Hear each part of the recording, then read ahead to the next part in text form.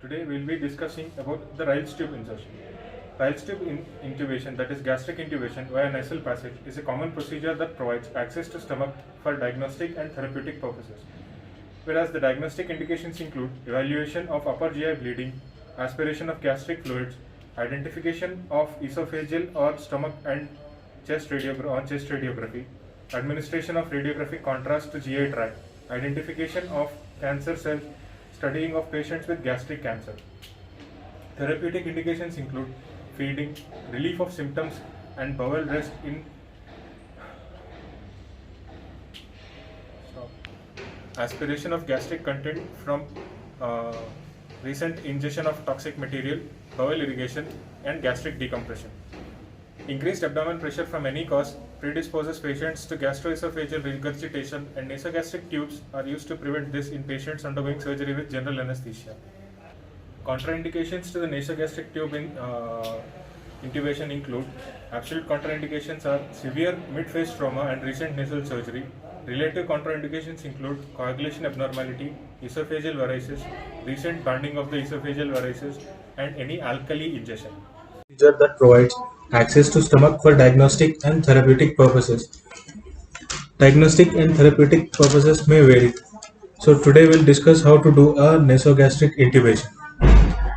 So starting with the patient, the Ryle's tube, you hold it in your dominant hand and you make sure the patient is in a proper position, and after that you need to measure the length of the nasogastric tube that is to be inserted, starting with the nose from till the ear tragus of the ear, then to the xiphisternum, that is 5 centimeters below the xiphisternum.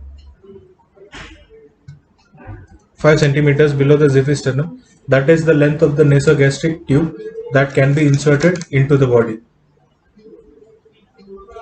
So once starting with that, you need to properly hold the nasogastric tube in your hand. Make sure you have adequate lubrication so that you can prevent unnecessary gag reflexes or any damage to the nasopharynx.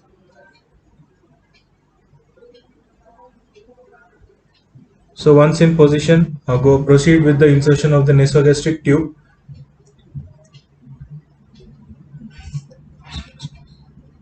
Increased abdomen pressure from any cause predisposes patients to gastroesophageal regurgitation, and nasogastric tubes are used to prevent this in patients undergoing surgery with general anesthesia.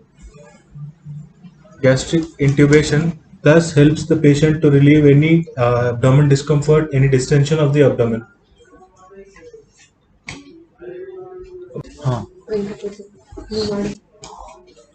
Before inserting the tube, just make sure the patient doesn't have any symptoms of deviation of the nasal septum. In case of there is any deviation, you may feel obstruction while putting the nasogastric tube. So in this we can see that there is no deviation in the nasal septum. And while inserting the tube, make sure you point it towards the occiput, not in a right angle position to the nose. Point it towards the occiput so that you won't damage the cribriform plate or cause any damage to the nasopharynx. Now we'll show in a cut section image how to put a nasogastric tube. Once the nasogastric tube inserted and it reaches the throat, ask the patient to take a gulp, or you can give him a glass of water to take a few sips. That will allow easy passage of the nasogastric tube into the esophagus. Once you stop feeling any resistance, push the tube inside and make sure you push it up to the point where you previously measured, whereas in this it was 150 centimeters.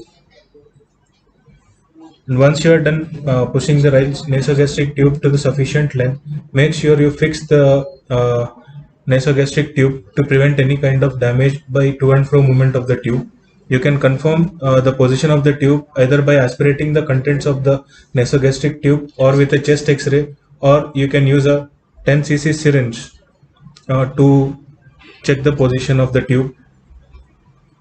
With a 10 cc syringe, we can use it by taking an empty syringe and pushing 10 cc of air. When you auscultate it on the xiphisternum area, you can hear a gush of air. Here my colleague will demonstrate how to auscultate the gush of air.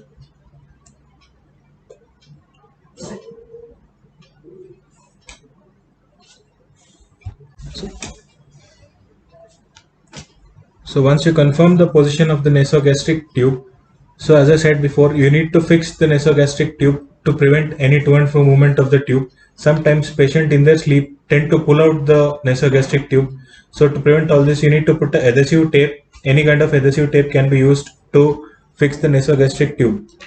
And uh, so all this procedure should be done in a sterile environment. Wear sterile pair of gloves, and the nasogastric tube that you are about to insert also should be a sterile one. So ask your colleague or the nurse or any attendant to help you with this aspect, where they open it and you make sure you don't touch any other area other than the nasogastric tube. Check the patency of the nasogastric tube. See there is no breakage and there are no punctures in the nasogastric tube. Close the other end of the nasogastric tube so as to prevent any content coming out as soon as you insert it. Sometimes the abdomen can be distended, which causes the sudden push of the gastric content outside. So we need to adequately lubricate the nasogastric tube before putting in, so as to prevent any kind of damage to the nose, nasopharynx, or epiglottis area. You can ask your nurse to assist in this aspect. Adequately apply the local anesthetic jelly to the tip of the tube, which helps in proper lubrication of the nasopharynx and helps in easy insertion of the tube. So as I said before, point the nasogastric tube towards the occiput, and as you can see, the lubrication helps in free flow. Make sure you don't rush and push it in. Push the nasogastric tube in slowly. And if you feel any obstruction, immediately pull it back. So once